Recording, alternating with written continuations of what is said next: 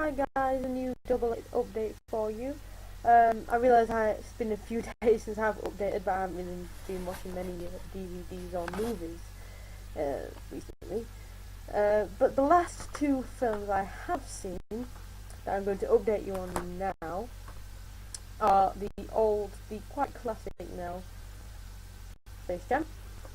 Very first DVD I actually ever got. So that one in particular has history for me. And the Stoner movie, I like to refer to it as this BASEketball. I'll start with Space Jam, the old classic film from the 90s that I'm pretty sure just about anyone has seen and remember.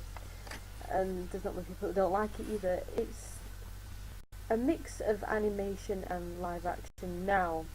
We know how much this doesn't normally work. It's pretty much only ever worked for Stuart Little, Space Jam, and Who Framed Roger Rabbit. Any other time it's not really gone so well, but it works unbelievable for Space Jam. I think putting the Looney Tunes in a full-length feature movie and combining that with well-known celebrities at the time, so you got Michael Jordan, he's the main one. You have Bill Murray, you have Danny DeVito doing one of the voices. Putting those cartoon characters with those celebrities that are quite famous at the time, I think is somewhat a little bit genius. I like the jokes. I like the fact that both adults and kids can enjoy it. But then again, kids films have been doing the whole appealing to adults as well thing for years now. But it pretty much started here. I think the plot is good. Bringing Michael Jordan's basketball career onto the big screen and making a film out of it, and the twist that he has to play a basketball game, because it's a matter of life and death, and losing the Looney Tunes is just, well, I think that's a really good premise. So overall, yeah, Space Jam, classic and brilliant film and timeless. It's one of those timeless ones as well, I think, because TV will always have Looney Tunes on for kids. So in that way, it's timeless. So therefore, it'll be one that will be enjoyed for a long time. And then the completely other end of the spectrum, completely unsuitable for kids. We have BASEketball with the makers of South Park, Trey Parker and Matt Stone. It is about basically these two guys who want to become sports stars, but really the only way they can do that is if they come up with their own game. And BASEketball, if you haven't already figured out, is a combination of basketball and baseball, two of the two main American invented sports that not really played anywhere else in the world. So it's kind of appropriate.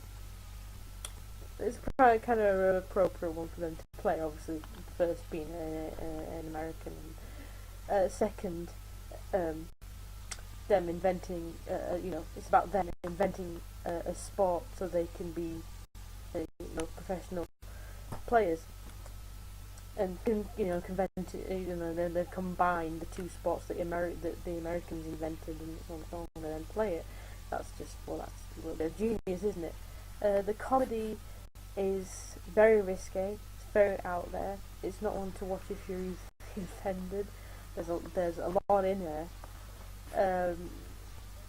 I mean, even when they're doing their psych outs, that's one of the things that they do to distract the other players. You just think, wow, how have they come up with them? And to be honest, how have they really got away with it as well?